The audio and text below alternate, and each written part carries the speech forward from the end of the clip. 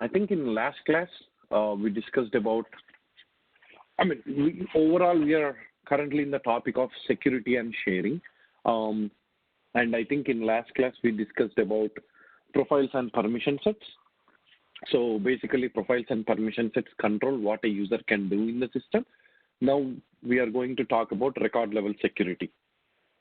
I think, if there is anything that you could learn from this whole training, I would say just learn about profile permission set and the record level sharing, and that's it. That's good enough. I think two things maybe. One is about the data loader, the relationship fields where Salesforce stores the 18-digit ID, and if you want to do the data loading, you need to do you need to have the 18-digit ID, the lookup fields, and then, the ability to be able to perform insert, update, deletes using data loader. That's number one. And probably number two and the last thing would be probably this one that I'm about to say, that we started already talking about, which is the profiles and permission sets and record level security. Because see, all other things, you can document it, you can read it. Even this one, even security sharing is very well documented, but I don't know. To me, it's very clear. For some reason, I get it very well. But I've noticed a lot of experience. There are so many areas I don't get at all. But security sharing is one area which I think I get it well. And I understand well, and I'm able to use that in real applications. There are so many crazy areas where I don't even want to learn them, or I don't even understand those topics, but security sharing is not one of them, thankfully. But I've noticed, I think it's just a accident or coincidence. I was just talking to, at 6 p.m., I was talking to one of the developer in one of the projects that I work on, and he was asking me something, on how something have to be done, what is the sharing and all that. And I just noticed, wow, what a coincidence. I'm going to teach about record level sharing, and he's asking the exact same question. And, I spent half an hour explaining the same things that I'm about to explain you. And that person has 4 or 5 years of experience working as he's very good. With respect to coding and all those things, he's such a very good developer. But for some reason, I find a lot of developers struggle with record level sharing in Salesforce, because probably there are too many things, or because they approach this learning differently. I'm really not sure what it is, but a lot of developers, a lot of admins find this concept to be confusing or hard. I don't know. To me, it's very clear though, and I'll try to give you that clarity. But before going there, I just want to revise the profile and permission set concept once again. Now, I think I've mentioned it 100 times probably, but I'm going to mention it again. Profile is a set of permissions that are intended to assign for multiple users. So we can create, by default, we have a system admin profile, and Salesforce gives us a set of profiles by default in the system. Either we can use them, but most of the times, except the system admin profile, the default profiles that Salesforce give, I didn't find useful, and I haven't seen any project using them, so far in any project that I work. So mostly we will be using the system admin profile that's out of the box, and we will be creating our own custom profiles. Okay, just like we created HR profile. Now, what is the need? Why do we even need a profile?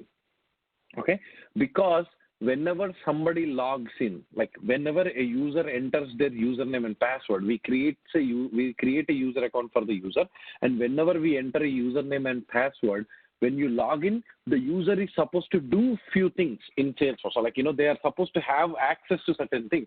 Now, without their having access to anything, there is no point in wasting license amount for the user. Now, the user should be able to have access to few things. Now, what are those few things that the user should be able to access? That is controlling profile. That's why when you are creating a user record, whenever you are creating a user account in Salesforce, the profile is always mandatory. Without assigning a profile, you will never be able to create a user account. Now, by assigning the profile, what user gets? The user gets access to a lot of things. Okay, like the user get access to things like which apps the user can access to, which tabs the user can access to, what tabs are hidden, what tabs are exposed, what tabs are exposed directly, what tabs are exposed by clicking the app icon, like default off, default on, tab hidden, field level security, which fields are visible, which fields are read only, like password permissions, login hours, or IP ranges that, the whitelisted IP ranges, or record type access, which record types that the user have access to, which record types that the user does not have access to. What are the page layout assignments with respect to record type and profile on the object, what page layout that we can assign to. So like these are all the things that a profile controls. So why do we need, like within Salesforce, okay, within Salesforce, not all users will be doing same things, okay, because we might create multiple apps, or within the same app, we might have different types of users. And I always use the example, like if you build a Blackboard application, let's say if you build a Blackboard application in Salesforce, so there will be a profile called student profile. There will be a profile called professor profile. I'm just giving an example of a profile. Now, the student profile will have the ability to look at the assignments tab. Imagine those are maintained as tabs. The student profile will have the ability to be able to read, create, edit. Like, with respect to object permission, you will only have read, create, edit permission, not even edit, probably not even create. You will only have read access on the assignment object. Probably, you'll only be able to see read. But you might have access to, there might be a child object to assignment called assignment submission.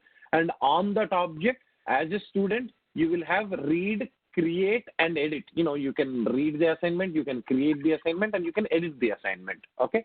Whereas there must be a professor profile where within the same app, within the same student management app, as a professor, because of the profile, they will have read, create, edit, delete permission from the assignment object. Because as a professor, you should be able to create assignments, read assignments, edit assignments, and delete if you want. But as a student, with your student profile, you're only supposed to read assignments, just the read. Now, on the assignment submissions, a professor should be able to read, create, edit, and delete the assignment submission. Okay. So this is the example of what a profile can do, where as a student profile, you're only able to read and submit your assignment. As a professor profile, the professor is able to create new assignments, delete old assignments, and be able to update assignments, and also look at, assignment submissions. Now, that is profile. Okay. Among the professors, okay, let's say you might have a dean. Like, of course, every department has a dean. So let's say you might have a dean. I'm just making up this example, okay? Now, the dean is also a professor, especially for me. When I studied my MBA, my dean was also my professor.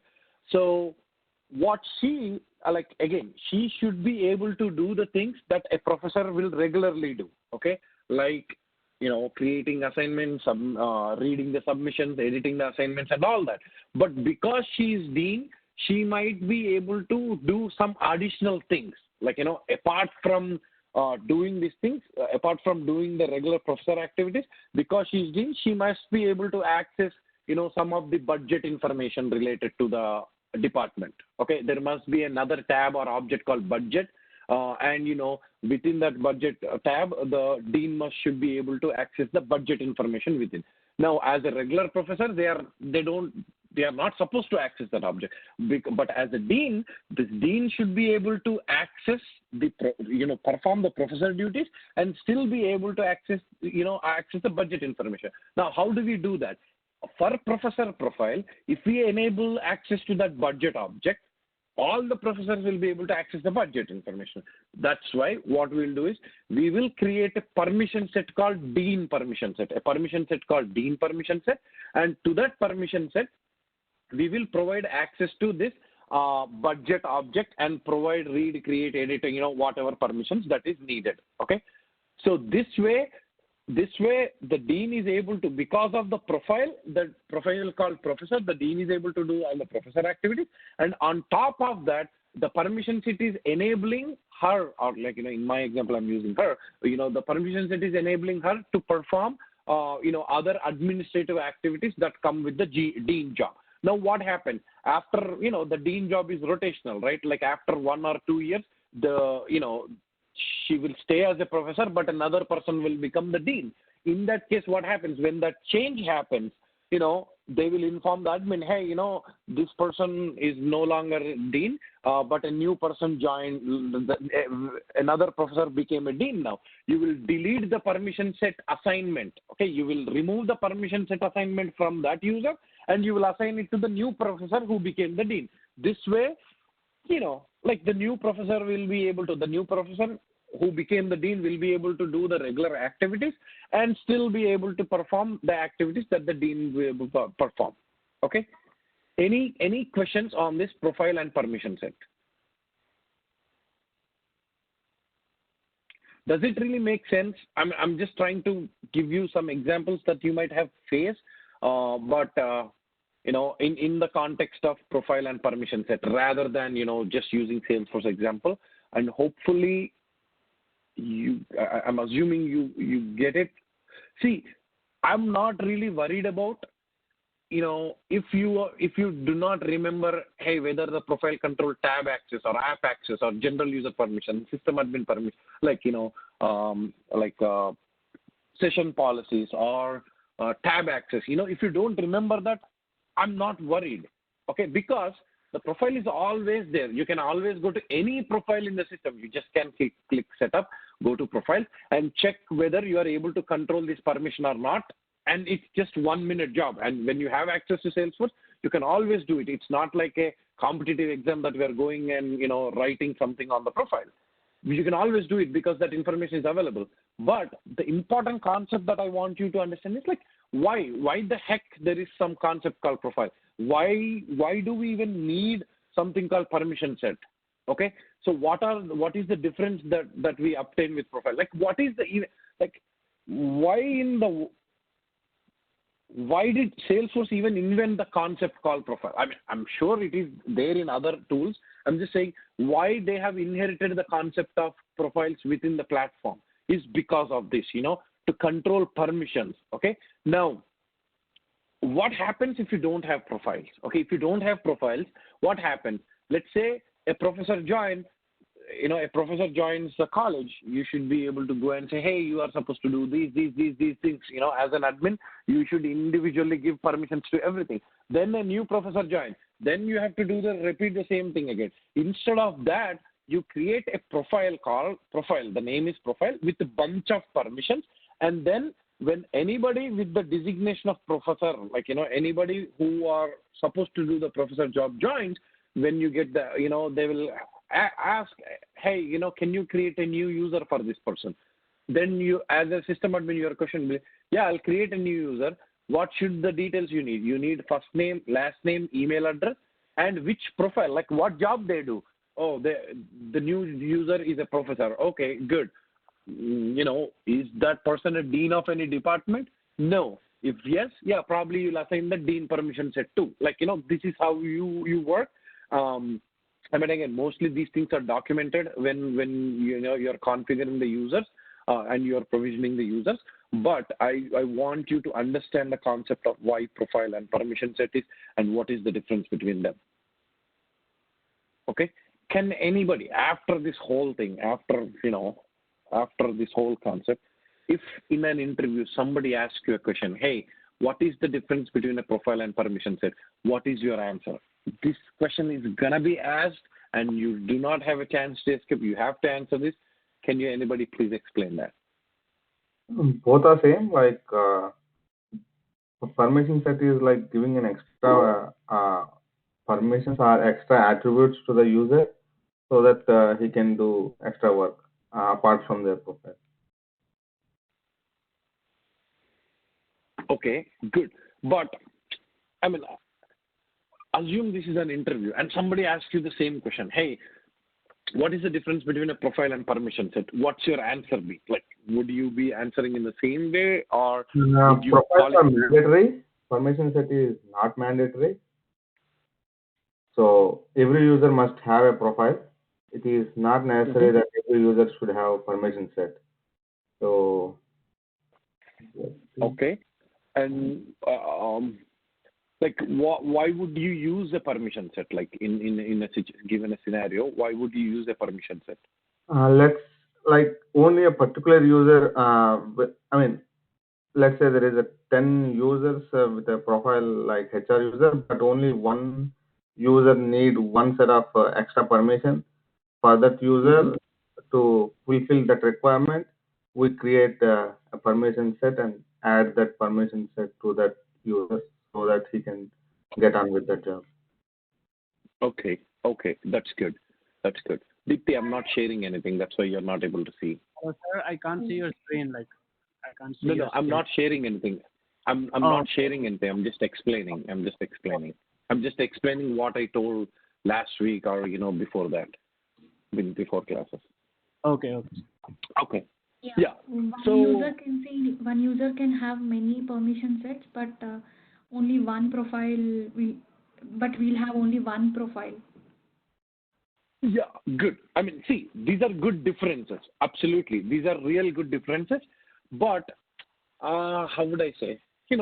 Probably these are like 10-mark question answers. In engineering, we try to make up the pages, right, for answers. Like, a profile is mandatory. One user can have a single profile, but, permission sets need to be more. These are good answers. I'm absolutely, no one in the interview can deny your answer. But these are like, these are the points that we should use when we are writing theory answers, but not in an interview where you get little time, but to make an impact. Okay, here's how I would answer it. Okay, I'm not saying this is the ideal way or, this is the accepted way of interview. I don't know if people would accept it, but here is, if I were you, somebody asked me a question, hey, what is the difference between a permission set and profile? So here is what I would say. So a profile, my answer would be, a profile is a bunch of permissions that are assigned to a group of users. A profile controls most of the activities, most of the system permissions, like app access, tab access, system permissions, login hours, IP ranges. It overall controls what a user can do in the system. A permission set is intended for individual users to provide extra access that they do not get through profile. And I would stop there. Okay. And if they ask more explanation or any example where you have used a permission set, I would give it. Otherwise, I would just stop it there. Now, one other thing. I mean, I've done an interview right this morning. Okay, today morning. So, see, in an interview, right? I know I'm derailing from the topic, but I think this is situational. I have to tell you this. So when you are doing an interview, when you are attending an interview, right? You shouldn't give a chance for the interviewer to ask follow-up questions. Okay. So when I say follow-up questions, for example, I'll give you a question. Like if somebody asks me, hey, what is the difference between a lookup and lookup and master detail relationship? Okay. My answer would be, here is my answer would be, lookup and master detail both are one-to-many relationship, but master detail is a relationship where there is strong affinity between the parent and child. The master detail relationship will cascade the deletion of child object records, whereas in lookup relationship, the cascade delete will not be there. You can create roll-up summary fields in master detail, but you will not be able to create roll-up summary in lookup fields. From the security standpoint, since the child object record will not have an owner in case of master detail relationship, the ownership is always controlled by the parent. The security is controlled by the parent in case of master detail. But in lookup relationship, because both are independent entities, both have their own owner field, and hence the security is controlled independently for both. So I think I have few more points too, but we didn't cover that. But at least, from whatever I have learned, I would stop here. And I would be very clear on my answer and what points that I'm saying. Again, it comes with practice, of course, I cannot expect somebody attending the first interview to be able to be very clearly, remember the points when they ask and stop when it's needed. The reason when I ask this, the reason why I say this, the other answer for master detail lookup can be in master detail, in master detail relationship, if you delete the parent record, the child object gets deleted. In lookup relationship, if you delete the parent, the child object doesn't get deleted. And you can stop there too. That's a good difference. Then the interviewer would ask, hey, can you create roll-up summaries in lookup relationship? Then your answer will be, no, we cannot create. Only master detail will allow that. Hey, with respect to security, what is the difference? Then you will say, in master detail, security is controlled by parent.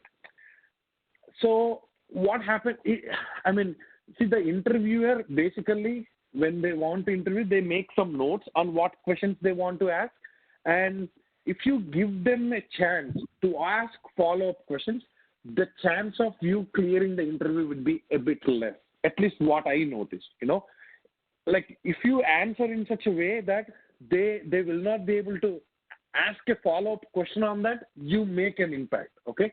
So, because if they are trying to ask the difference between master detail and lookup, or in the case of profile or permission set, they would probably want to ask you, hey, can I give less access using permission set to user?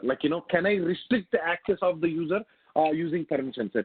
But, your answer should be in such a way that their follow-up question, you should imagine what the follow-up question should be and be able to answer. Now, again, it comes with practice, it really, really comes with practice, if you have done 20, 30 probably interviews, I hope you would never have to do those many interviews, but if you do those many interviews, you would get that. But at least within the concept that you have learned, or, you can just Google Salesforce interview questions and you see hundreds of questions.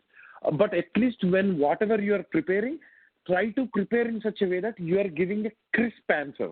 Okay? Most of the times in interviews, people will try to drag the answer and, the clarity in communication won't be there. Like, for example, my director, I report to my director, most of the times he is so impressed with the people who just give the answer clearly. It doesn't matter whether it's a right answer or wrong answer, rather than dragging. If somebody confidently says something and stop when they have to stop, he'll be so impressed. Even if the technical skills are not good, he will force, let's bring this person, let's make it work. This person's communication skill is good. Okay. So that's why when you're practicing those, try to hear your answer yourself. When you're answering it, maybe if possible, record the answer.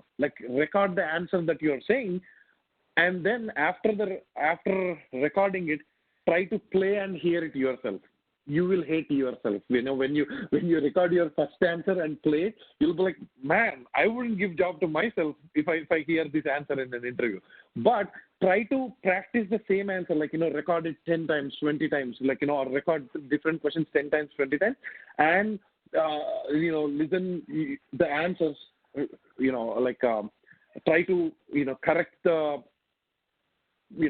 Try to correct the way that you are saying the answers, and after probably 10 recordings or 15 recordings, the improvement would be so much, and you can compare the difference between your first recording versus last.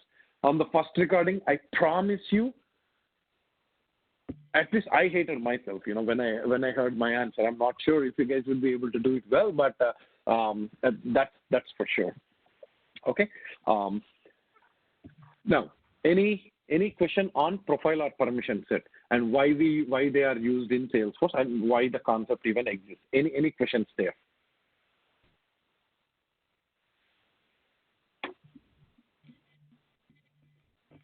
I can move forward to record level security if you don't have any questions there.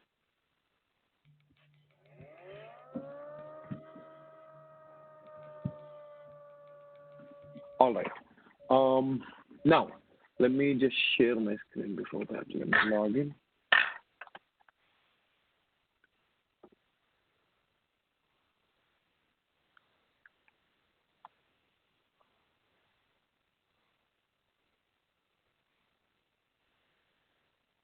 Okay.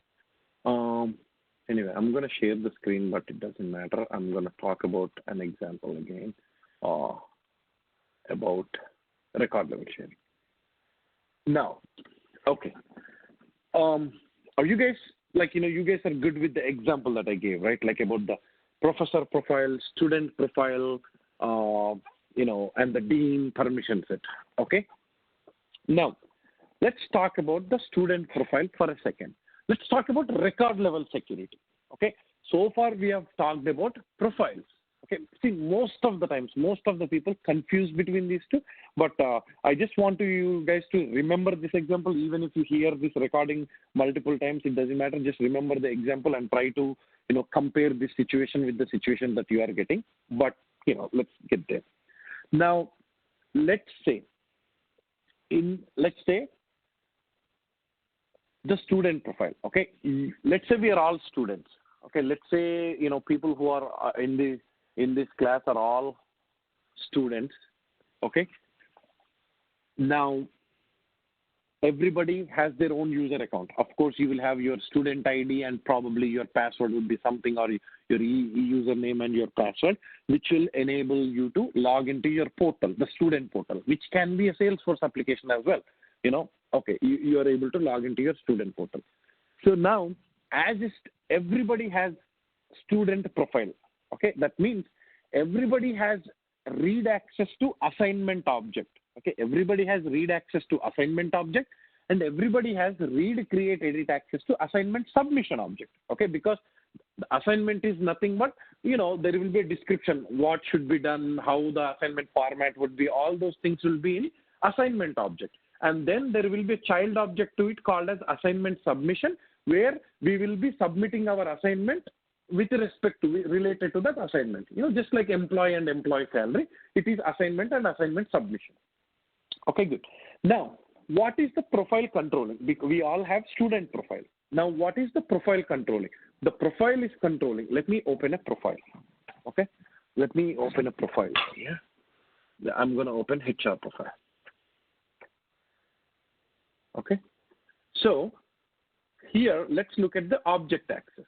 Okay, we might have just like employee salary. Assume this is assignment and this is assignment submission. I'll say read, create, edit. Okay.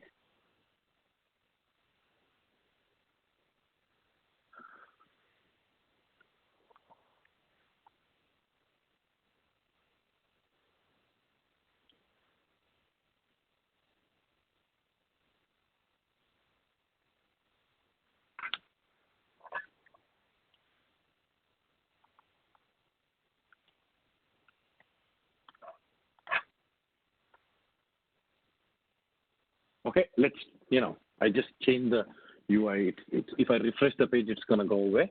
Let's assume these are the two objects and this is a student profile. Let's assume the profile name is student profile. Okay, so we have the assignment object and the assignment submission object. On the assignment object, you have read access. On the assignment submission object, you have read, create, edit access. This is the student profile. Now, all of us are students. Okay, imagine everybody is in a separate department.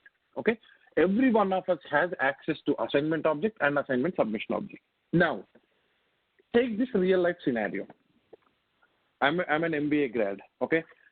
Somebody is doing a computer science and somebody is doing psychology. Assume everybody is indifferent. Now, will everybody have different assignments or not? Of course, everybody will have different assignments. When I use my username and password and login, will I be able to see one of your assignments? Will I be able to see your assignments, or will I be able to see only assignments that I am supposed to see? Right. Anyway, will I be able to see other assignments or only just the ones that I am supposed to submit? Only the ones you are supposed to submit. Only the ones that I'm supposed to, right? Like when you log in into your user account, like when you enter your username and password, you will be able to access only the assignments that you are supposed to access. Okay. Now, look at the difference here. We both have the same profile. We both have the same profile called student profile. Like every one of us have the same profile called student profile. Everybody got their own username and password. And everybody, because we have the same profile, on the object level, we have both same access on the objects as well. But when I log in, I am seeing different records. The object is different and the records are different, right? Like object is the table, but records are the rows, okay? So when I log in, I am seeing different rows versus what you are seeing. If we put our computers beside with your user, the rows that I am seeing are totally different from the rows that you are seeing, right? Okay, so that is the only difference. That's the difference between what a user can do versus what a user can see. That's the difference between profiles and permission sets versus the record level security that we are going to talk about. Okay, so far with profiles, remember the word, with profile, we are controlling what a user can do in the system. Okay, whether the user will be able to access the assignment object, whether the user will be able to access the assignment submission object, whether the tab for assignments is default on, whether the tab for assignment submission is default off, whether you are able to access the student management tab. These are the things that the profile or the permission set is controlling. But the profile or permission set is not controlling which rows of data that you see. It is controlling whether you will be able to see a table or not. You get the difference between record level security and the things that the profile and permission set controls. See, when I say, hey, I'm only able to see my assignments, there has to be some kind of setting that must be done, right, in the back end. Assignments are nothing but that's rows in the data. Like, those are data rows. Those are rows in the table or the objects. But, as a system admin for your student portal application, as an admin, they must have done some settings so that even though you have access to the same table like your colleague or like any other person from another department, they are able to see different rows than what you are able to see, right? And everybody is able to see some common stuff too, like if there is an announcement about a holiday, if there is an inclement weather and they want to close the college. So there are other things that are common for everybody, and there are also things that are very specific, that are like where the record level security is controlled. For example, announcements, the college announcements or college calendar or, the college news or, things like that. Like, when you log into a portal, you don't only see your assignment stuff. You will be seeing some other, like, whether there are events, what's going on around the college and all that. So these are all different tables data. And, you are like everybody is able to see. Some of the common things are common for everybody. Some of the things are common only at individual user level, like assignment submission and stuff, like assignment submissions and stuff. Some of them are common at a department level, like, if all the students belong to MBA, will be seeing some stuff related to MBA. Some are at, the overall college level. Like, within the same, though users have same profile, everybody, the level of data that we see, depends on different scenarios, and there has to be some kind of settings that we need to enable to be able to achieve that. Okay, does it make sense, guys? Like what record level security and why do we even have record level security? Yes. Okay, so whenever you are, the major mistake what people do, here is how I judge a junior developer versus, somebody who is highly experienced or an architect level. If somebody walks in and, here is how I would judge them. So when there is a requirement that is being, the business gives us a brand new requirement and say, hey, this is a requirement that we have, and, we need to implement this. Can you come up with a plan and, or can you come up with a technical design document or something like that? Now, if you're only thinking about, what object should I create? What tab should I create? What app should I create? And then, just creating them quickly and giving it, that's a good thing too. But though that's the thing that junior to mid-level developers do? If you're a senior developer, an architect, or what would you do? When they give the requirement, you will think about, okay, yes, this requirement might need these objects. Good. Now, what should be the access level for the data? Like, should everybody, like, who are the intended users? I'm going to build an app. Good. But is this app used by everybody in the company, everybody in the system, or is this used by specific set of users? Okay. If this is used by specific set of users, will everybody be able to access the same way, or some subset users should be able to do some special things than others do? And when you get clear on that, okay, now from the data standpoint, will everybody be able to access each other's data, or the data created by or owned by one person should be only be visible to them? Like, these are the questions that needs to be answered before even going into the development. But most of the times, if you notice, even when you get a job, if you notice, 90% of the times in the current implementation, when the requirements are there, people do not care about profiles, permission sets, record level security. No, people don't care. Everybody's like, so enthusiastic and eager about developing things. They just go and write the code, create the objects, create the tabs, set up everything. And only when people are testing, that's when they realize, hey, how come I'm seeing this data? How come I'm not seeing this data? That's when people realize, oh, I need to implement record level security. Then sometimes they end up redoing some of the stuff, or sometimes they end up recoding something. That's why when building things, these are good questions to ask, okay? And if I am a person, if I am a director or a senior manager just sitting back and looking at how the developers operate, if in a meeting when requirements are being asked, if you ask the questions like this, like, hey, who is going to access it? How the data will be there?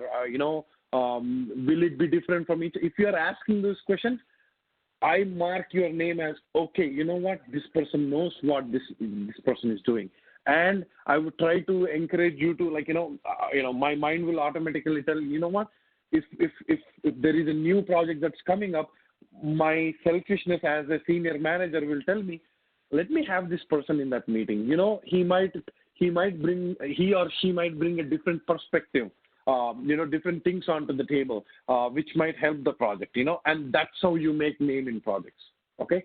If like those asking those kind of questions or thinking critically in a comprehensive way will take you more distance, than just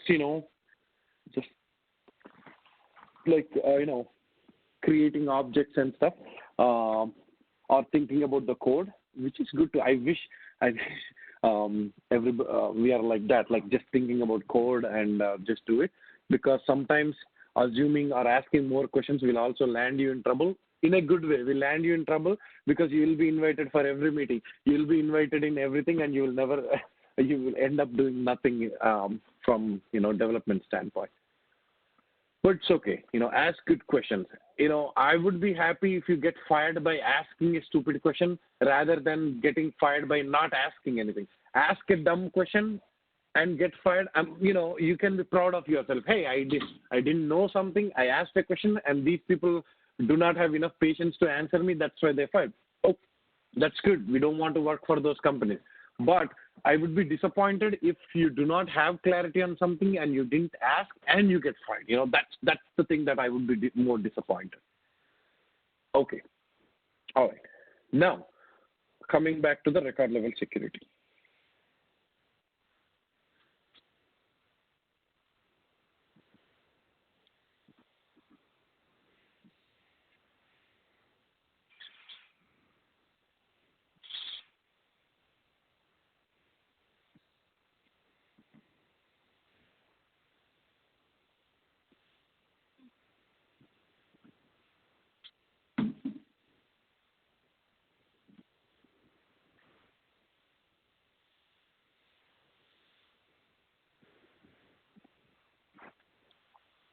Okay, so the record level security is controlled by these four major things. Okay, so let's see what record ownership is. Let's go back to that.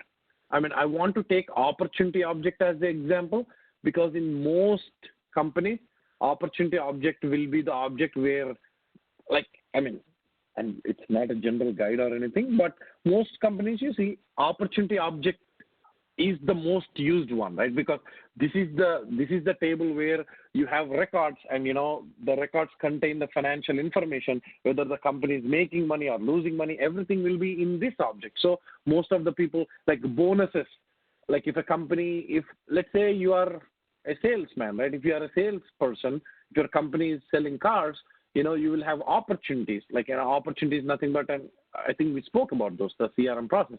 But if I won 50 opportunities and you won 20 opportunities, of course because I won 50 opportunities with more value, I will get more bonus than what you got. So, but at the same time, the opportunity record should be, the security for opportunity record should be in such a way that I should not be able to see your records. You should not be able to see my records, right? Technically, I should not be able to see your records, because if I see your records, I might steal the opportunity. Like if I see your record that there is a customer trying to buy 5 cars, maybe, when you take off or when you're not in the office, I might take that contact phone number and call and say, hey, you know what? I work for the same dealership. Maybe I'll give you $5,000 less and get it from me. And, if that person goes to you, it's just that, you're stealing other person opportunity. Not only that, I mean, that's one scare the companies have, that, people might steal each other's opportunities for the sake of bonus. And there are other security reasons as well. There are so many reasons why somebody shouldn't be able to see each other's record. I mean, of course, Gmail. Each email is a record in Gmail. Now, will I ever be able to see your email records by logging into mine? No. I should only be able to see the emails that are addressed to me or where I am CC'ing. Same with you. Like if we are seeing each other's email, then the security of whole Gmail is compromised. Why? Because this is my stuff, that's your stuff. So in the same way, there are many use cases within Salesforce or any application that you take, not only Salesforce. There has to be a level of record level security that has to be enabled, irrespective of any application, whether it's reporting applications or .NET or Java, like it doesn't matter what application it is. There has to be a row level security that has to be implemented to ensure that people are seeing only the records that they are supposed to see. Okay. Now let's take opportunity as the example. Okay, we don't have any opportunities. Good. Okay. Now I am creating an opportunity here.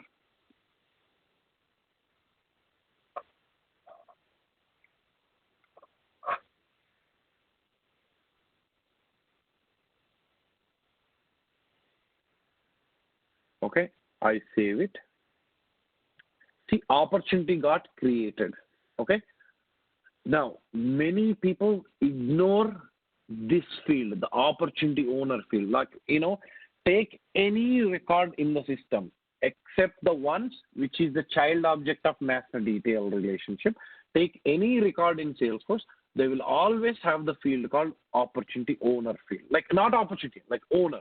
If you take leads, there will be a field called lead owner, task owner, account owner, contact owner, campaign owner. Like any record, like when we say session and speaker objects will have owners, but the session speaker will not have, because session and speaker are independent. Session speaker is a child object in master detail. So all the records will have something called owner. Now, what does the owner mean? Like, I think I don't even have to explain what owner means. This is the person who is responsible for this record, who is owning this record. Okay. So record level security. If somebody asks you a question, okay, who will have access to this record? Like, if you look at this record, if you look at any record and you ask a question to yourself, who should be able to access this record? First answer would be the record owner. Okay. The record owner will always have access to the record no matter what. Okay. If I change the owner, like, let's say I'm the owner, let's say I'm assigning it to user HR. You see, now the owner is changed. Look at this. The created by can be anybody. Modified can be anybody. It doesn't matter. You don't care about created by and modified. But the opportunity owner, owner is different here. Okay. By default, if you create a record, you automatically become the owner. Like, if you are creating a record, Salesforce will make you the owner.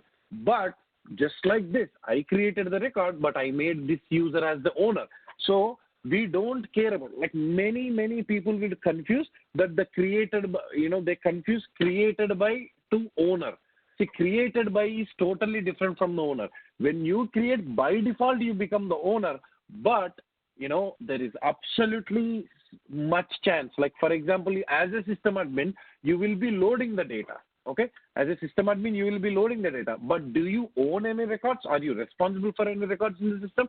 Absolutely not. So when you load the records, the created by would be your name. But you can load, while loading the data itself, you will have a column called owner ID, and you have to put the actual end user ID in that column to make, to make a scenario like this. It would be created by you, your name, but it is owned by a real actual user, not a system admin. Okay? So now here, if you ask who will have access to the record, first answer will be the record owner will always have access to the record. Will the record created by, when somebody talks about, like many people, especially business people, always gets confused because, they see this field more than this, and 90% of the cases, 100% of the cases, when you create it, that person will be the owner, but there is an absolute chance that the owner can be changed. So the created by has got nothing to do with the record level security. It's always the opportunity owner. Okay. So whoever owns the record, they will always have access to that record. Okay. First point. Is that good? Like check. Record ownership determines. Okay. Record ownership always determines who has access to that record. Now, organization-wide defaults. Okay. Now, what is this organization-wide default? Determines base level access for the records.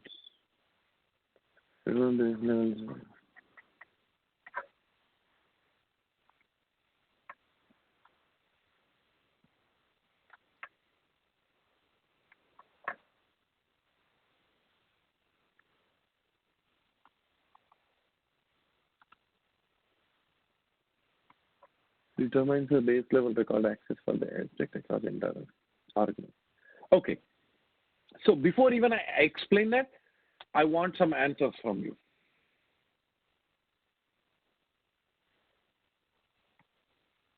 Okay. So there are two words, private and public. Okay. There are two words called private and public. Now, tell me this. In the student, in the student portal example, okay, the assignment object, if I ask you a question without knowing the concept, just make a guess. If I ask you a question, should the organization-wide default be private or public for the assignment object?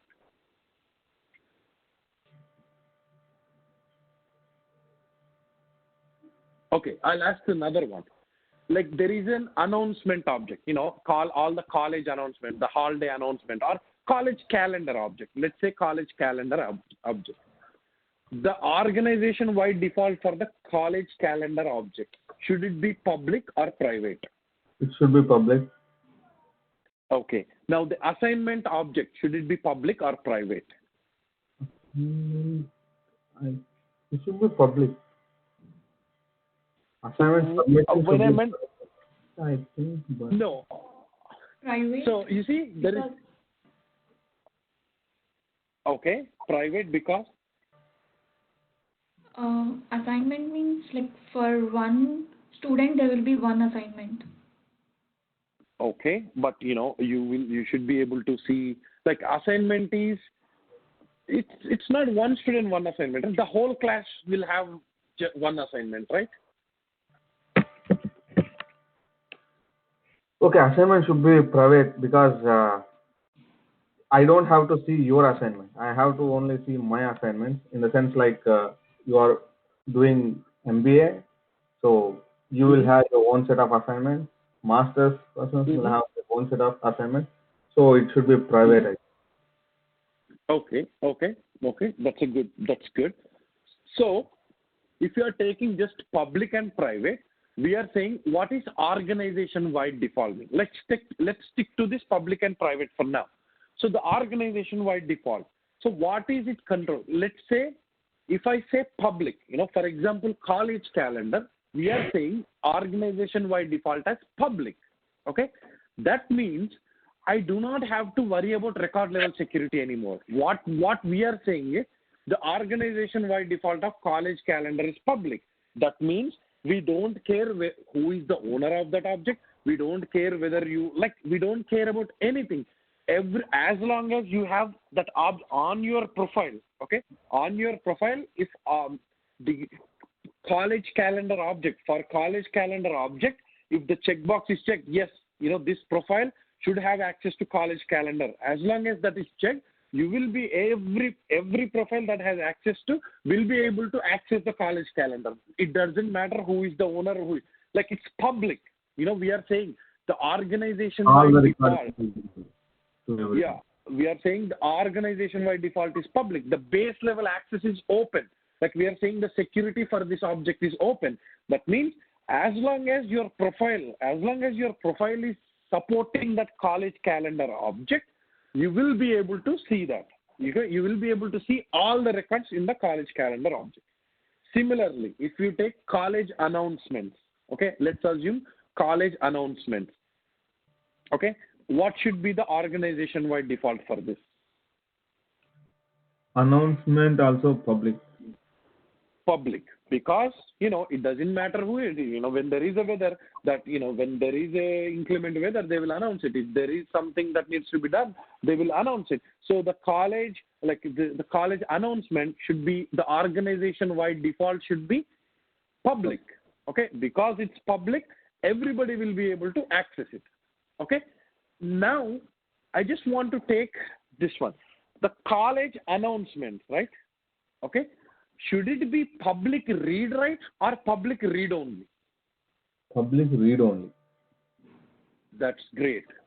The college calendar, should it be public read-write or public read-only? Read-only. Public read-only. Great. Let's take another object where you have an object called feedback object. Send us feedback or something. Okay.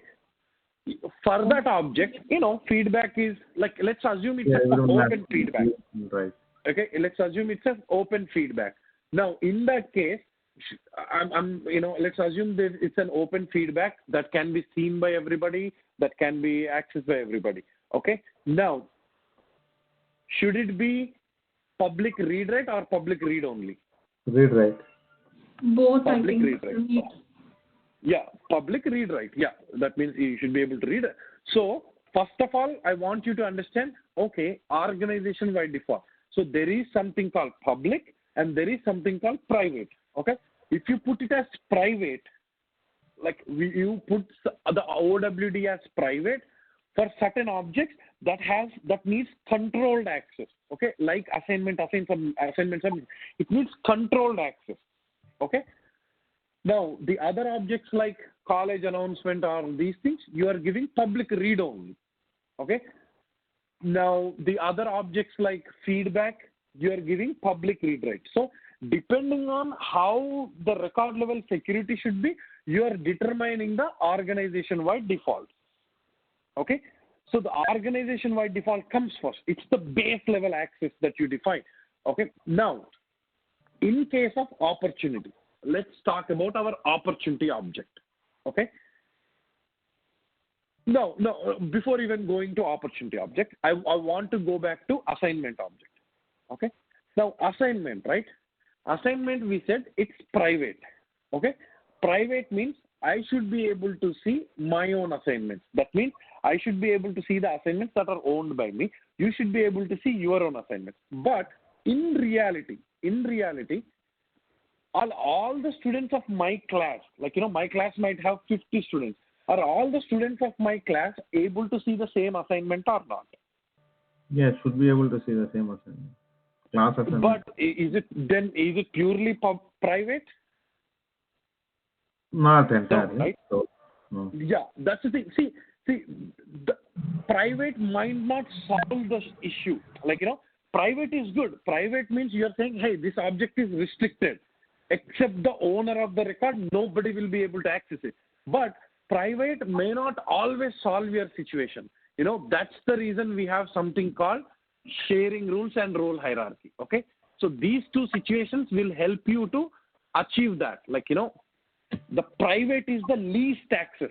Okay. If you say the OWD is private in Salesforce world, okay, let's say in Salesforce world, if you say the organization by default is private, you are saying that except the owner of the record, nobody will have access to it. Okay. If you say the organization by default is public read, right? Everybody in the sorry. I'm sorry. Okay. So if you say OWD is public, we are saying that if the OWD is public read, right?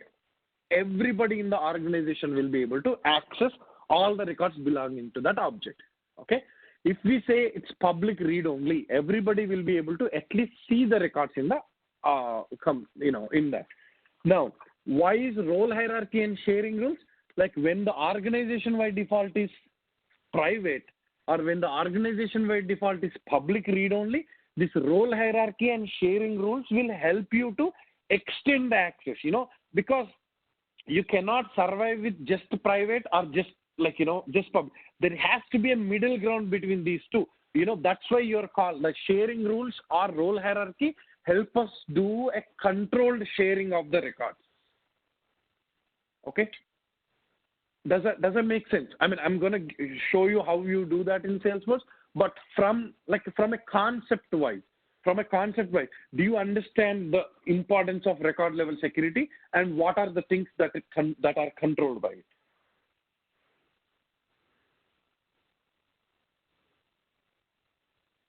Guys, any questions on this?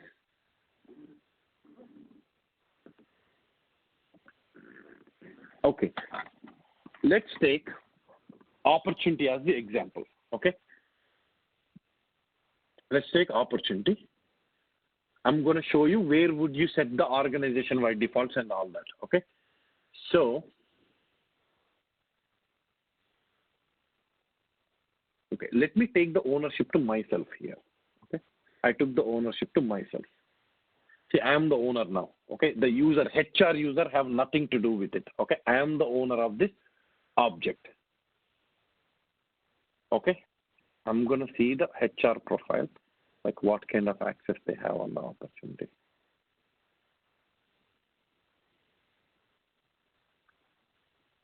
On opportunity, what kind of access they have?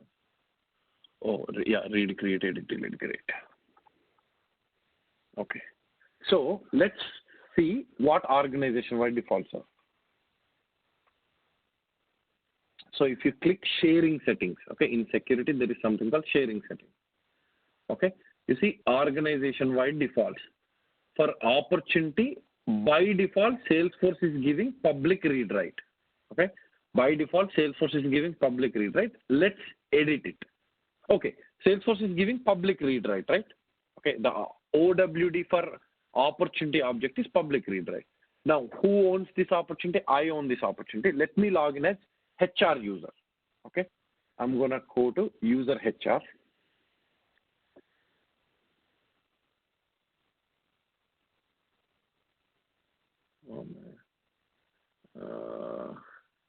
Let me log in as this person in a different tab. Okay. I'm going to open a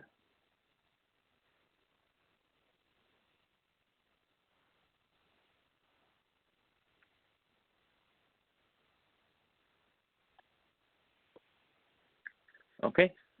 Oh, come on. I don't want to register my phone.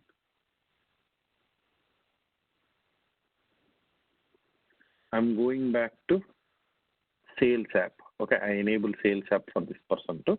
So I'm going back to Sales app.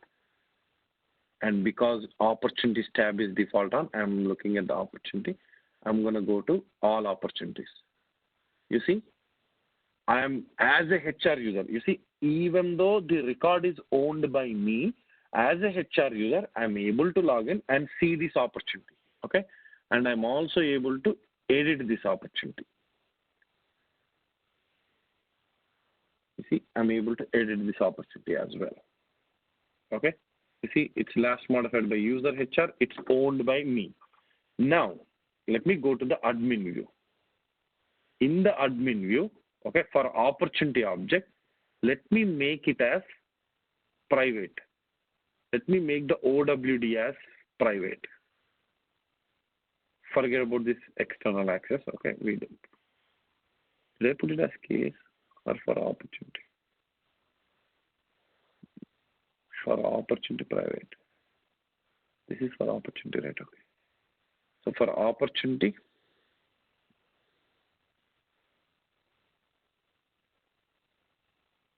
it's going to take some time. And I'm going to get an email when that's completed. Come on.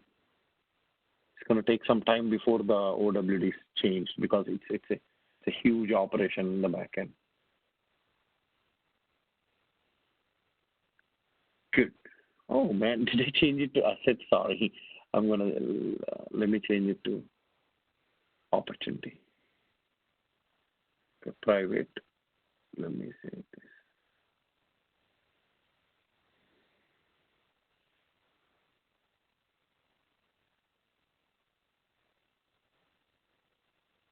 So before this was public read write. When it was public read write, as a user, I was able to go here as a HR user, as a different HR user. I was able to go there and make an update to it. Let me see this now. Opportunity, come on, change it. I have to wait for like 30 seconds before this happens.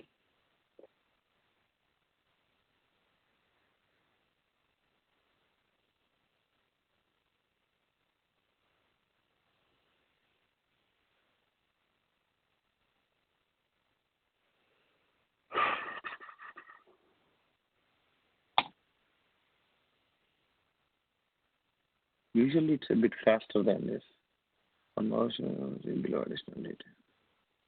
Yeah, I think I got an email, so this must be completed. Let's see.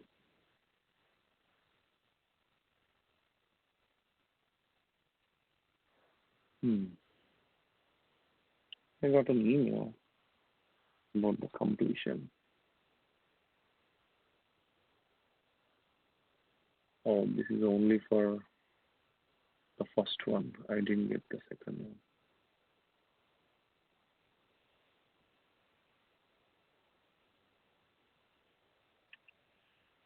Let's just give 30 more seconds.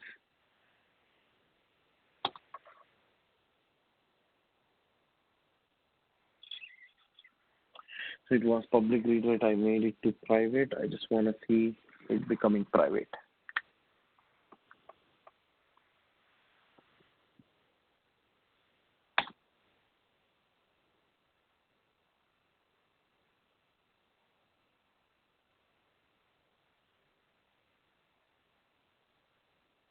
Come on.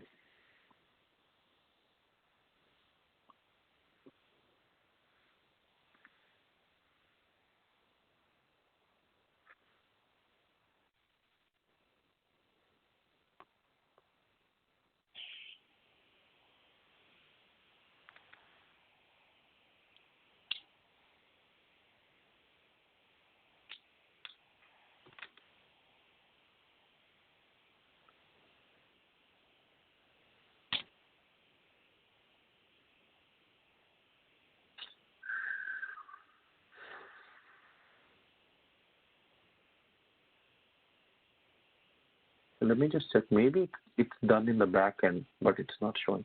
I'm going to refresh this page. Oh no, it's still not done.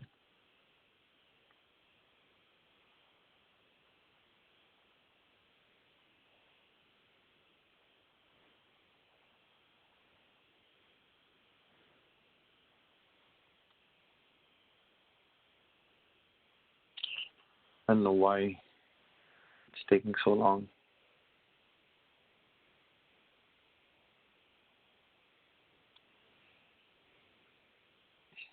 Usually it's done like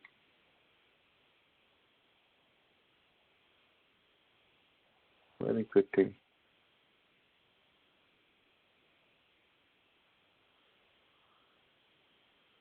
Yeah, it says completed.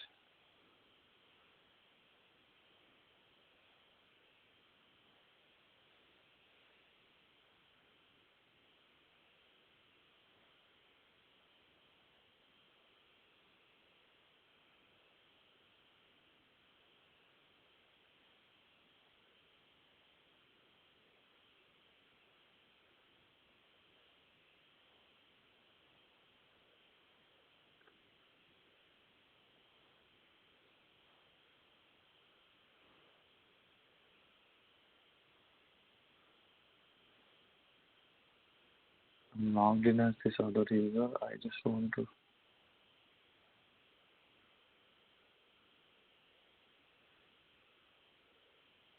That's good.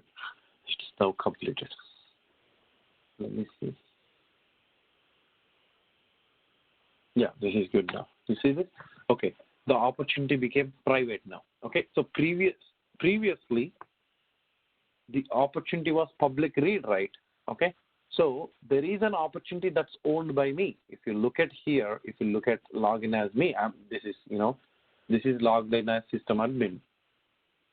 Okay, this is me. I'm the system admin. Now, if you look at this, you see there is this opportunity. It did not get deleted. It is just owned by me. Okay. So previously, when the organization by default is public read write, as a HR user, I was able to go in and I was able to modify the opportunity. But now, if I click on all opportunities, it says 0 records. Okay. Now, 0 records does it mean there are no opportunity records in the system? No. You see, in my view, I'm able to see an opportunity. Okay. But in this person's view, this person is unable to see that opportunity because the OWD is made as private. Okay. When the organization by default, like the private is the most restrictive organization by default. So if you want your object, like that's the thing. Remember I told you when you are evaluating the requirements and when you are trying to design or come up with an application, you would have to think about all these things, right? Okay. So who should have access to and all. So you need to, when you think about it, okay, you should come up with a plan. What should be the OWD be? Like for this object, what should the OWD be, the organization by default be?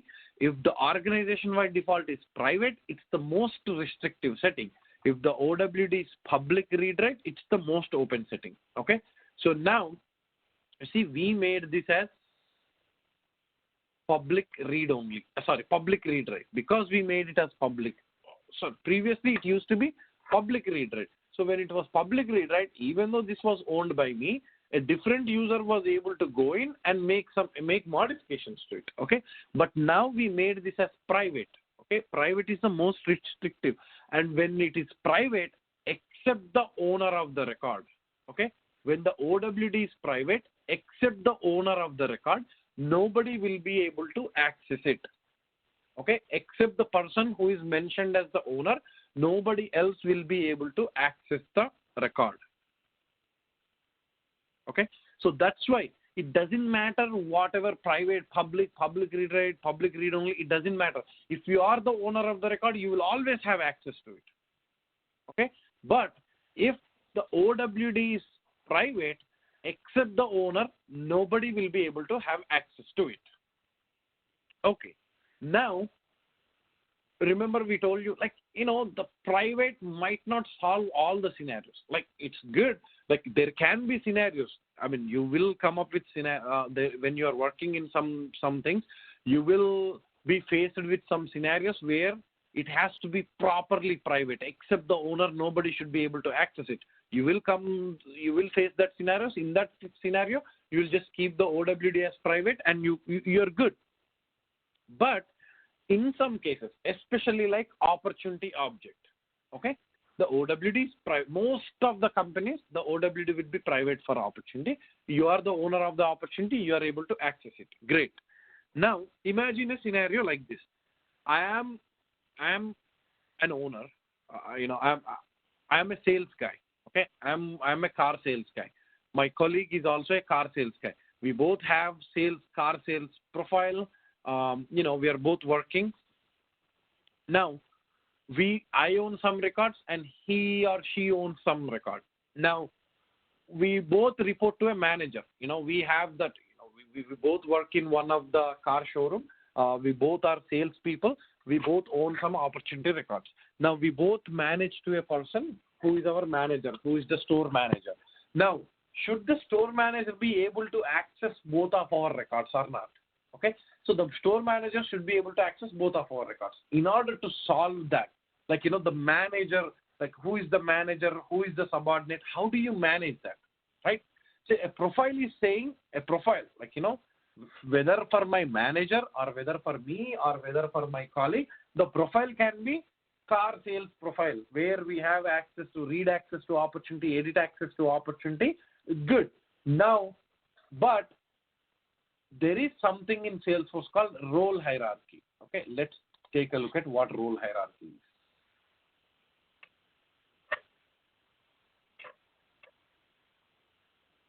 Okay, so there is an option called roles. Okay, you see, this is a sample role hierarchy that Salesforce has given, like a sample role hierarchy which is already given. But if you don't want your company needs a different structure, you can delete this as well. Okay, you can delete this and you can come up with a new role hierarchy. For example, in the place where I currently work for, we don't have this kind of role hierarchy. We have a role hierarchy called Alabama, Arizona, like all the states. We have all the states. Each state is a role of itself. Okay, but usually role hierarchy is nothing but the name itself is role hierarchy. Where do you stand in the company? Where in a company, what is your hierarchy? In a company, there will be team hierarchies as well, right? In a team hierarchy, what will be? There will be a director, there will be a enterprise architect, there will be solution architect, there will be developer, and there will be junior developer. That's the hierarchy. In the same way, the whole company will have a hierarchy, right? CEO is the ultimate. And then there will be chief financial officer, chief operating officer, chief information officer. And all these three people might report to CEO. Then there will be sales vice president. And within that, there will be North America division, South, East Coast division, West Coast division, things like that. So those are all the things. Now, role hierarchy doesn't say anything. All it says is, in a company, what is the hierarchy, organizational hierarchy, and where you stand on it. Okay? So let's take this example. Let's assume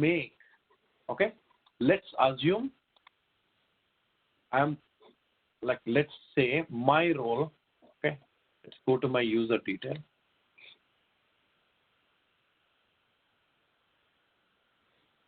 Let's say I don't have a role now, but when you are creating a record, you can also specify a role.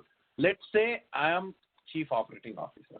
And my role is Chief Operating Officer. Okay, let's go to the other user, the HR user.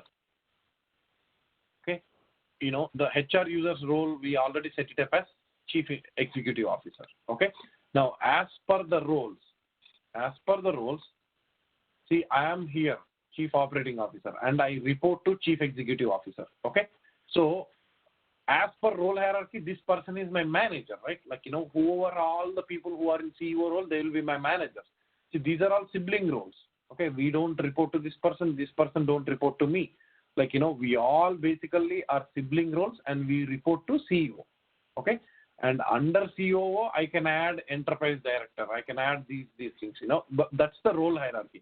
So role hierarchy is telling us where you stand in the hierarchy. Now, I am at COO level and this person is at CEO level. Okay, so in the same way, this is a role for sales people and this is the store manager profile. Let's assume store manager role. Okay, now so far what happened, when the OWD is private, except the owner of the record, nobody was able to access it. But now that we set up the roles, I have a COO role and I have a CEO role, and the HR user has a CEO role. Let's now refresh this. You see this? I'm able to access it. As a CEO, as a HR person, I'm able to access the opportunity. Okay, because of the role hierarchy. Because this person is higher up in role hierarchy than me. This person is higher up in role hierarchy than me. Okay, you get it? Like, so now OWD, organization wide default, is private. Private means except the owner of the record, nobody will be able to access it. Good, that's there. Then we have something called role hierarchy. So role hierarchy indicates where you stand in the organizational chain, but in the role hierarchy, if your role is higher up, if your role is above the current owner's role, okay, see, here is you need to take this. If your role is above the current owner's role, we call them as managers. The managers will be able to access subordinates records. Now, how does system determine who is the manager and who is the subordinate? System will check. Okay, system will check what role this Shravan Pinninti belongs to. He belongs to COO role. What role the HR user belongs to? The HR user belongs to CEO role. Okay, because the COO role reports to CEO role, HR user becomes the manager to Shravan Pinninti through role hierarchy. So hence, the record owned by me is also visible to the other person. Sound just if you maintain the roles, that's good enough. We don't have to activate or do anything else. Nothing. We just, we create the role hierarchy and we just assign roles to the users. That's it. Okay. Till now, you don't have any role assigned to you. That's the reason HR was not able to see the opportunity. Able to see, but exactly, that's awesome point. Because I don't have any role assigned to me, I don't fall into role hierarchy. Okay, the OWD is private and I own the record. I don't have a role assigned to me, so the HR user, I don't even fall anywhere in the hierarchy there. Okay, but now that my user record has COO role, automatically HR person became my manager, and of course in any company, manager should be able to access subordinate record, and hence this happened. Okay, let me go to the users.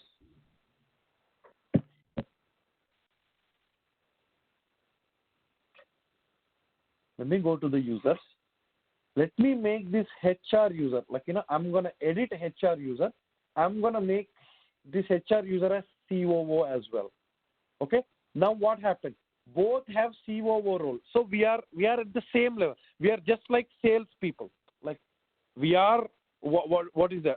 We are, of course, we are both standing at the same level in the hierarchy. So now, if I log in as HR user and just refresh this, you see, I'm unable to access the record because both of us at the same level. Only as per the rule, managers should get access to subordinates record. But because both of us at the same level in the hierarchy, the HR user lost access to that opportunity. Can we somehow make managers not to do their subordinates record? Is there any setting?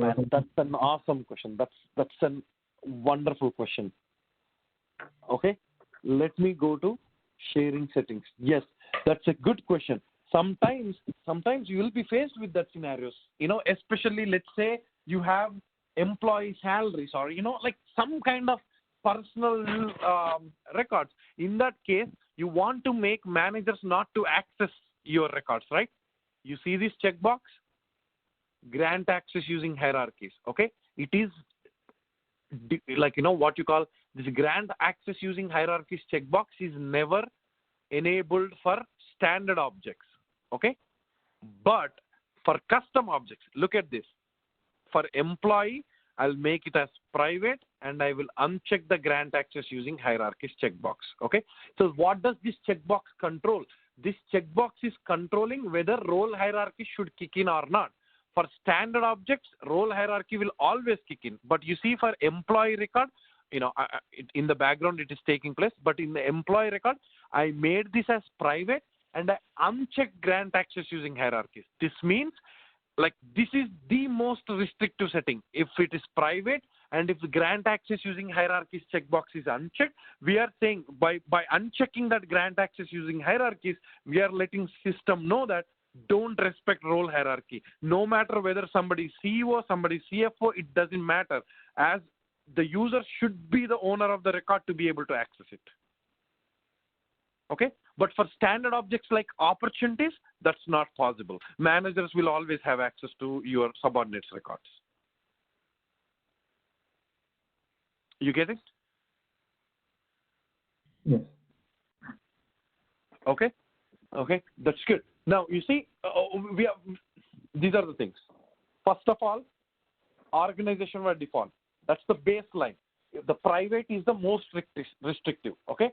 For a custom objects, okay, you don't have to remember for custom object and standard view, but for objects where OWD is private and grant access using hierarchies checkbox is unchecked, okay, like where OWD is private and grant access to hierarchies checkbox is unchecked, that's the most restrictive one.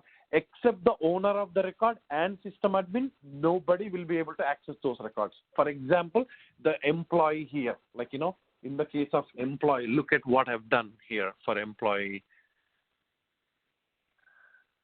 Oh man, it takes time to calculate, but I'm going to refresh this.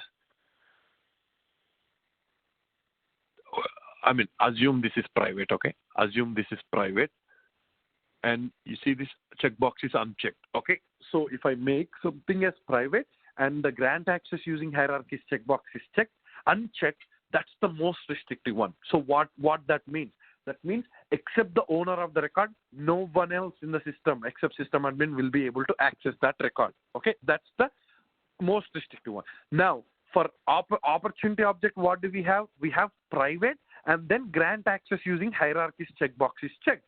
So because I cannot uncheck it, that's the standard Salesforce functionality. They restrict us from doing that. So because that is there, the owner of the record and their managers will be able to access the record. Okay. Now, in our example, okay, in our example here for users, so we have both, like we covered these things. Okay, we covered OWD is done, record ownership is done, role hierarchy is done. We are left with something called sharing rules. Okay, sharing rules can be criteria or owner. Like I'm going to tell you what those are.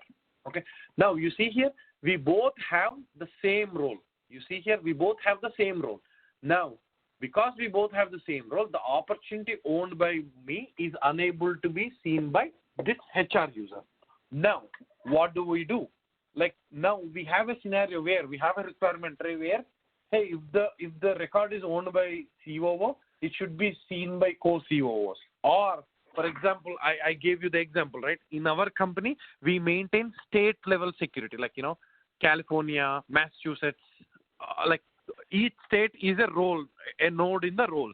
Now, our requirement will be some states will come up and say, like for opportunities, you know, in our state, like for example, California, that's a real example that I gave in my company. So for California, those people say, hey, any record in the California, like any record owned by California should be like, you know, the owner in California role should be visible by all other people who are in California role. So they want state level access. Some people, for example, Massachusetts in our company, they say, you know what, for Massachusetts, it has to be restrictive. If, you know, nobody should be able to see each other's record. Okay. Whereas for California role, they say, you know, in state of California, the records in state of California, if a record is owned by somebody with California role, it should be seen by other people with California role too. Now, how would we do that? Okay, let's go to sharing settings again. So we go to sharing settings. Okay, our opportunity is private. And then you see this here. Here I have something, if you scroll down, I have something called sharing rules. So now what I'm doing is COO. Okay. So sharing rules are two types, based on record owner and based on criteria. Okay. Let us write the record. Let's just read it like this. The opportunity owned by the members of role COO, share it with role COO. I mean, it might sound weird, but look at this. I'm giving read-write access. Or let me just give read access. Okay. So the opportunity owned by the member of role, like, you know, I am owning the opportunity. What is my role? My role is CEO. opportunity owned by the member of role COO, share it with the role COO. Like, there are so many other users who might have the role COO, but I'm just saying give read-only access, okay? I'm writing a sharing rule. Like, these are called sharing rules. Why? What does sharing rules help? Like, see, between public and private, there is a middle ground. Most scenarios are solved by a middle ground between private and public. So that's why we start with private.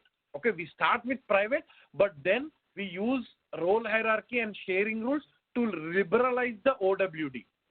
Okay, we start with private because private is the most restrictive one, but the most restrictive one always doesn't work.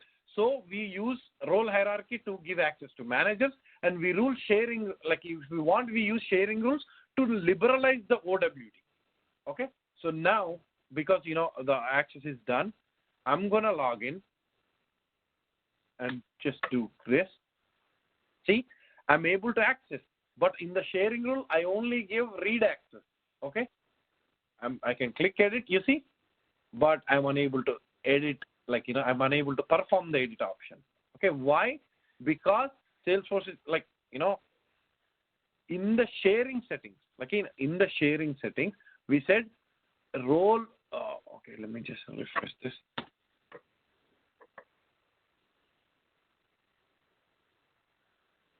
In the opportunity sharing setting, what we said, the owner in role CEO, share it with CEO, but read only access.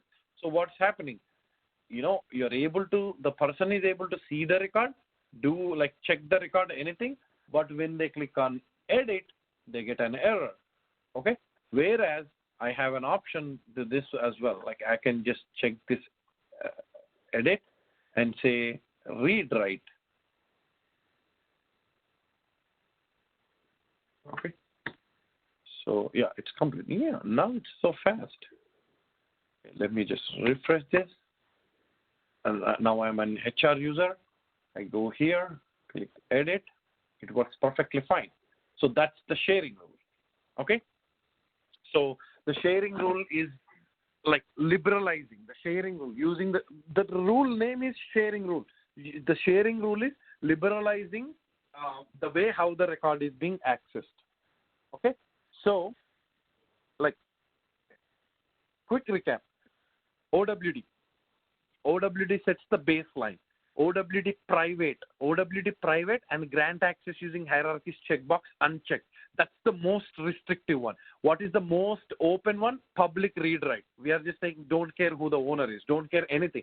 Just give access to anybody. OWD private and grant access using hierarchies checkbox false means except the owner, nobody should be able to access. When you check the checkbox called grant access using hierarchies, along with the owner, the managers in the role hierarchy are getting access. Okay. Now, after checking, you write sharing rules. Even that you are only giving access to managers. But if you want to do horizontal sharing, on the vertical sharing, role hierarchy is taking care. But if you want to do horizontal, that means, you want to share records with role, or you want to share records with your role and subordinates, then you use owner-based sharing rule. Okay. You are writing sharing rule to be able to do that. Okay. Now, let's assume within your company, there is an audit group. Okay. There is an audit. If the opportunity amount is more than 100,000, okay, the audit group should get access to it. Okay. So what you can do is you can create a public group, and then you can write a sharing rule that says based on criteria, these are called criteria based. You can just say if the amount, where is the amount?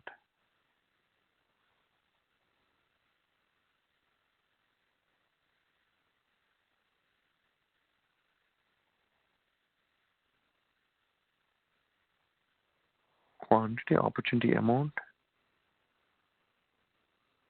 Okay. Let's not worry about that. Let's just say quantity.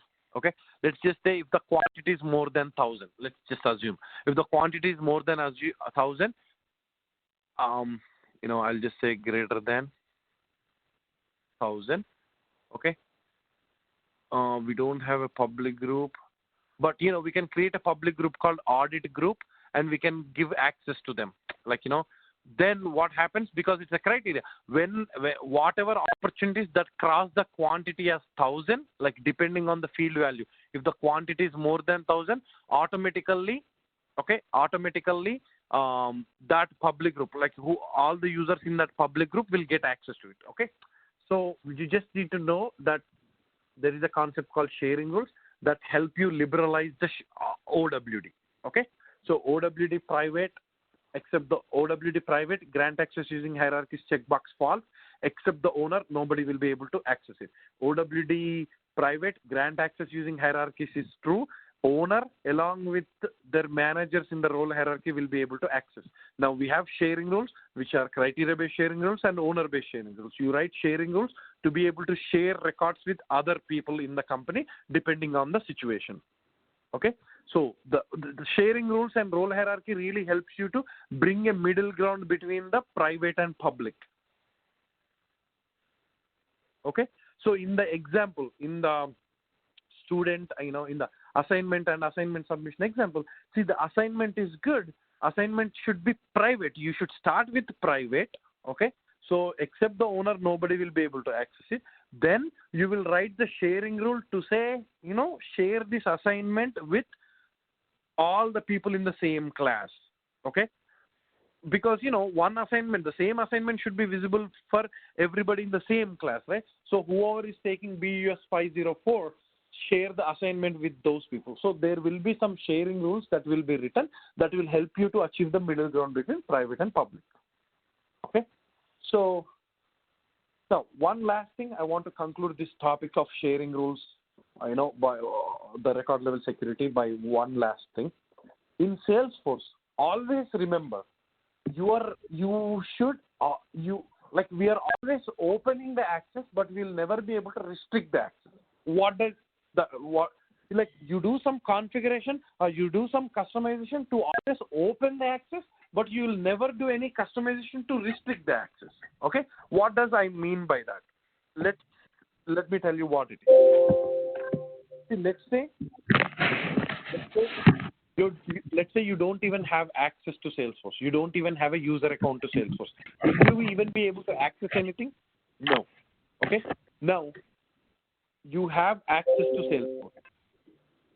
Now, when you have access to Salesforce, we are creating a profile. We are assigning the profile, and we are assigning that user a profile to do some things. That means using the profile, we are opening the access. Good. Now, on top of the profile, we might assign a permission set and still open the access more. Okay. Then, we have OWD. By setting the OWD, like if the concept of OWD or record sharing is not there, nobody will be able to see any records. But by setting up the OWD, we are opening access. By writing the sharing rules, we are opening even more access. So in Salesforce, we always do some configuration or customization to open the access, but we never do any customization to restrict the access. Okay? So just think about this. Take some time to digest this information. If you want to go through the recording or anything, I'm going to upload it because I get it after 1 or 2 hours. So if I'm the moment I get the chance, I will upload it. Make sure to go through this. Think about some examples on how you can use this, and come up with any questions if you have tomorrow. But I'm glad I wanted to complete in 2 sessions, but I think I just didn't want to break the continuity. That's why I just finished in 1 session. But hopefully you understood what it is, and hopefully you come up with some questions tomorrow if you go through this. Okay, think about some examples and come up with. And you can ask me if you have any question now. Do you guys have any question?